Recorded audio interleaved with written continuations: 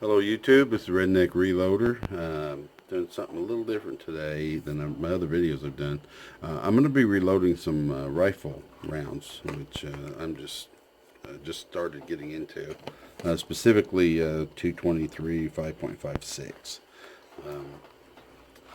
I tend to load more towards the 5.56 because that's what works in my gun. I have AR-15 and it does not cycle 223 well. So this was definitely something when I first started reloading. I said this is my goal was to get into reloading for my AR, but I wanted to spend some time with pistol first before I got into doing rifle rounds because I know it's a little bit more complicated. There's a few more steps.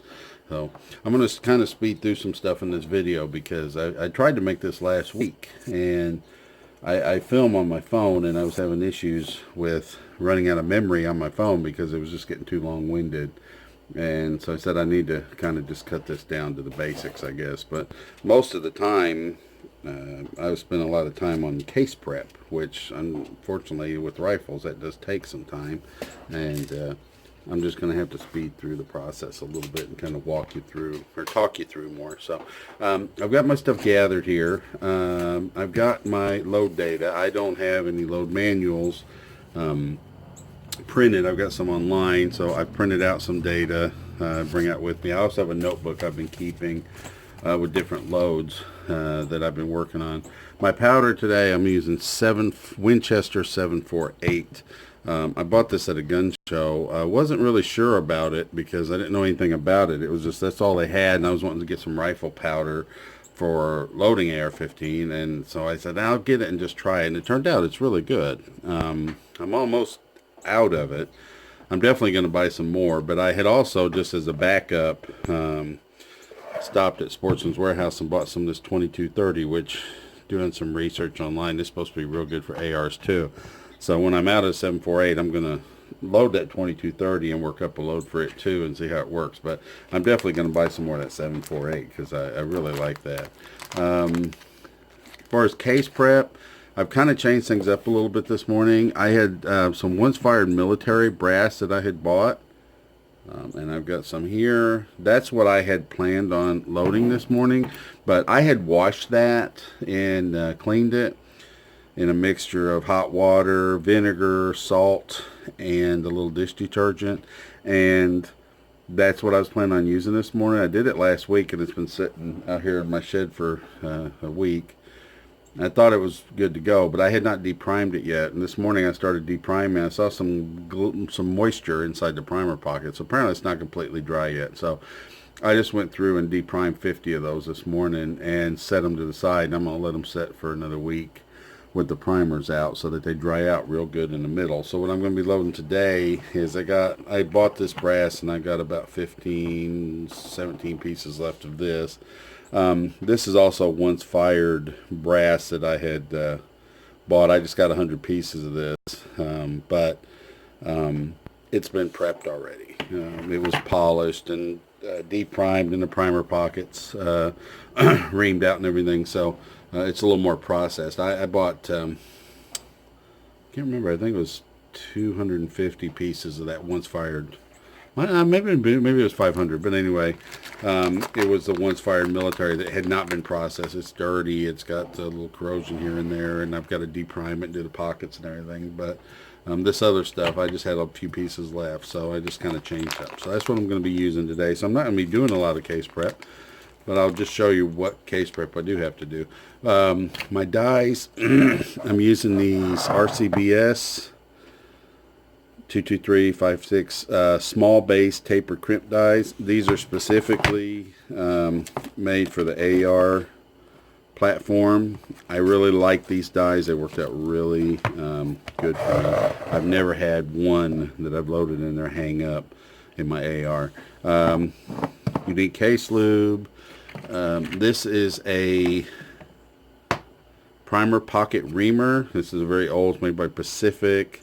And it's for small pocket, small primer pocket reamers, small primer pockets, I should say. Anyway, all you do is just you insert that in, you twist it. It's got some cutting heads on it. You turn it a few times, and it cleans out that cutting head. It reams it out to size so you can put a commercial primer in there.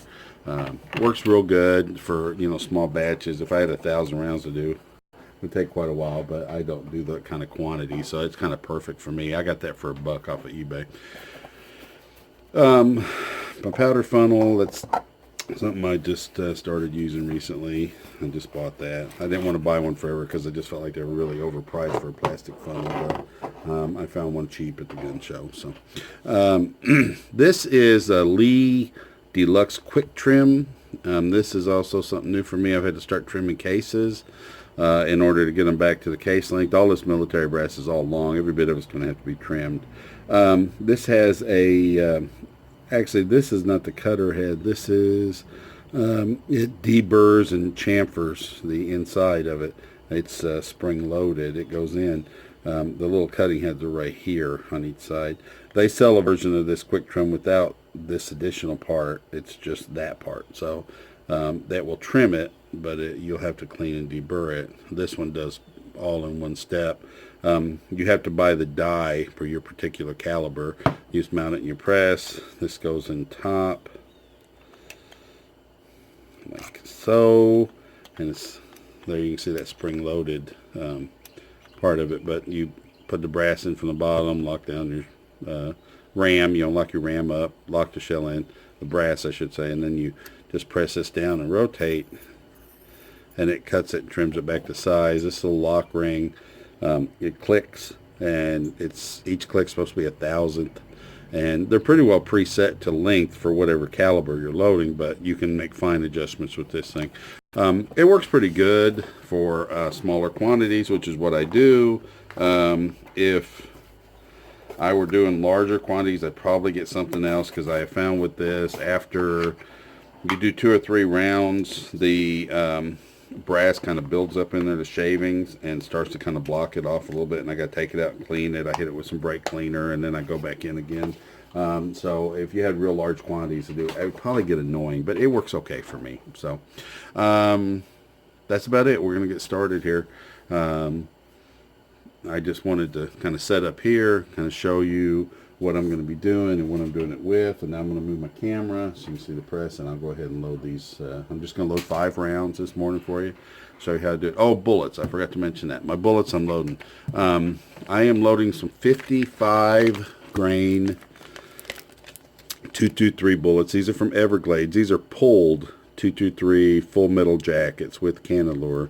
I bought a couple orders of these, and I've been real happy with them. Very, I feel, inexpensive. They're very reasonably priced. They're good bullets. They've never, of course, never been fired. They've been pulled from rounds. They're all 55 grains. I found one out of the ones that I've been through, hundreds of them. I found one 67 grain bullet mixed in, but they're. See if I can get it to focus here. They're all the same size. They're all 55 grain. The cantilure is not in the same place because they're different manufactured bullets. So some of them, I just set them all to the same length and load them all to the same length. And sometimes the cantilure lines up, sometimes it doesn't. I haven't noticed any difference in my shooting, my accuracy, or anything. They all cycle fine. So that's just the way I've been loading them. I just grab a handful of them and stick them in and run them, and I don't care where the cantilure lines up. My dies do a taper crimp, so even if they're not tempered, even if they're not crimping on the cantilure, they seem to crimp fine. I've taken the loaded rounds and pressed them up against the edge of my workbench. I cannot push the bullet in any further. They seem to lock in there good, and they seem to fire good, so it's working for me. So I'm going to stop this, move the camera, then we're going to start again. Alright, here we go. And I'm kind of talking kind of fast through this. I'm trying to get through this because I'm still having some memory issues with my camera, and I don't want to run out. I've actually made this video twice last week, and both times ended up cutting off in the middle of it before I was finished because of that. So I've got my die set in. This is the decap resize die. I'm not going to set it because I've already got it preset, but I'll tell you how. It's just you dial it down, you run your ram up, you dial it down until the die body touches the ram, then you lower the ram and you want to turn it another quarter turn or so, because you want to make sure and get that cam over in there. And then you set your decapping pin just far enough to decap, and it also expands the case mouth, which it does a fine job of it. I love these RCBS dies. From now on, I'm going to try to just stick with those because they've worked real well for me. These have already been, like I said, resized, decapped and everything, but I'm going to go ahead and run them through my resizer because of the small base die. I do this anytime, all the time anyway, but I just want to make sure that they work good with my gun, so I'm going to go ahead and do those. And I'm just putting a little bit of case lube on there. I've talked about this before. It's real cold out this morning. It's down in the lower 30s, and this case is about like a block of ice, but I've had to work it a little bit here to get it softened up. But I just put a little bit on my fingers. Just my fingers are greasy, but like I've been eating fried chicken, and just smear a little bit on there, and that seems to work well for me. I've never had any cases seem to want to stick or anything, and I'm not deforming the brass because of having too much lube on there. So I'm done with those. I'm going to take this die out and put in my other one, which is the bullet seating die and the crimp die. I'm not going to screw it all the way down yet because I'm still going to prime these, and I'm going to prime them here on the press. I set a primer off the other day. That's the first time I've ever done that. It was on a round that had been crimped. I had cleaned out the primer pockets and reamed them out, but I guess I got in a hurry, and I had one I really had not done that well. So when I seated the primer, it went in about halfway and didn't want to go the rest of the way in, and I just decided, I bet I can push it in there with the press. I'll just kind of force it in a little bit. So that's what I did, and it set off. So I wasn't just pushing, I'll be honest with you. I ran it up in there, and then I was kind of bumping the handle a little bit trying to push it in there, and that was enough to set it off. Kind of dumb mistake on my part, but I did it. It's not the end of the world. I'm kind of glad I had one go off, so now I know what to expect.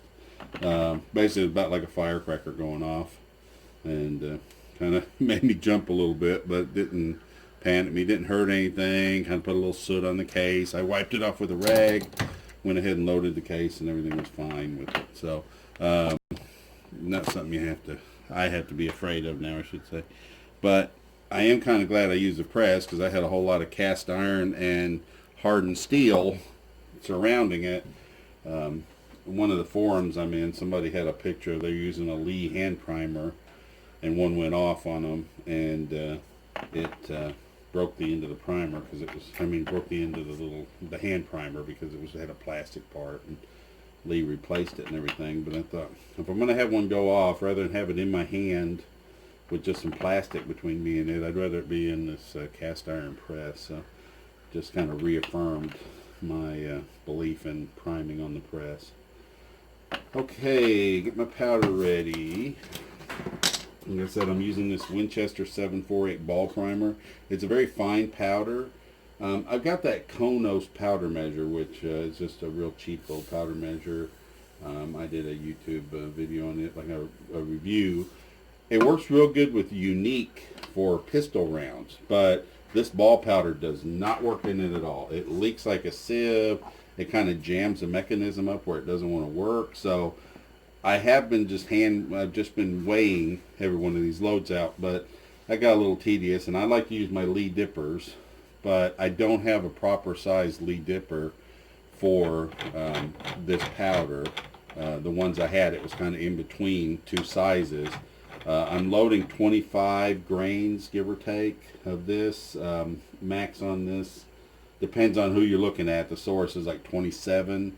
I found that if I load around 25, that's enough to cycle my gun well, and it shoots well. I went out and re-zeroed my AR the other day. I had it set for a 25 meter zero, and I had decided after doing some research to change it to a 36 yard zero. So I took some of my reloads that I'd done, went out and shot some really nice tight groups, and it worked real well. So I'm real happy with them.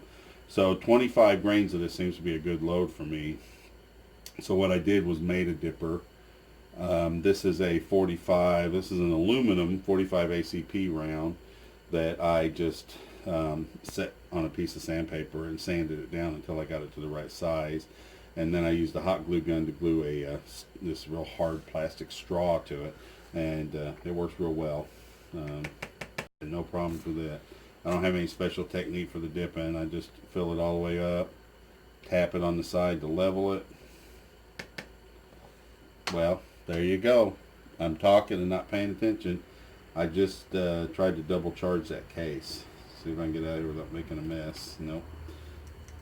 That's what happens if you're not paying attention. I'm more concerned about making a video than actually loading, and I tried to double charge that case, and of course it wouldn't hold it all, so it just sat in the funnel.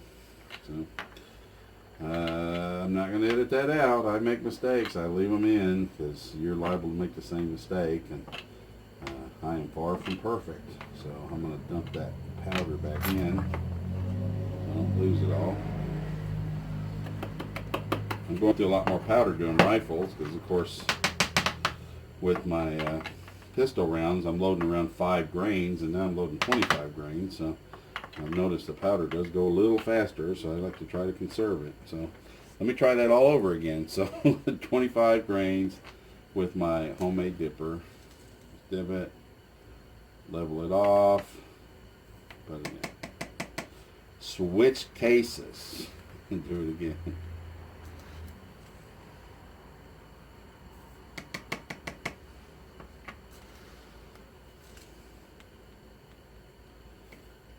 Some of the forums I'm in, reloading stuff, I just kind of read, and I don't know, these guys take this stuff real serious. It's less about reloading and more about working in loads and chronoing their rifles and stuff, which is fine. I mean, God bless y'all, but I don't get into all that. I'm just making some real standard rounds. But a lot of people talk about, oh, we're gonna grab some beers and head down to the reloading room. I can't imagine doing this while drinking. I make enough mistakes. I'm stone cold sober. Getting low on that powder, it's a little harder to dip it out and get it completely full. Now that I'm getting low on it. Okay, all primed. Now I'm real paranoid about this, so I usually just do one at a time. I charge the case and then I go ahead and put the bullet in it. But with these, I've been doing all of them, but I really take a close look to make sure that powder's in every one of them. So I've got my die in here now. This is the bullet seating and crimp die. I have it set, so I'm not going to change it. I've made some other videos where I go through the whole process of setting the dies up, but with this 223, I've got it all locked in where I like it, so I don't want to mess up my dies. But it's the same procedure as the other ones. The body does the crimp, and the stem does a seating depth. So normally I made a dummy round over here somewhere when I first started them to get my length where I want it, but you back the body back a turn or so it's not crimping. You run the round up in there and get your stem seated so you get your length right. Then you back the stem off, screw the body down till you get the crimp right, and then you just load the round in, run it up in there, and screw down the stem till it touches the bullet, and then you've got your length and your crimp set. So it's the same from pistol to rifle. I haven't noticed any difference with that. So there's my case, processed, primed, properly powder charged. So now I'm going to set my bullet in. And I like the way these RCBS dies expand. It's got that little M expander. The bullet just sits in there real nice. And there's one and done.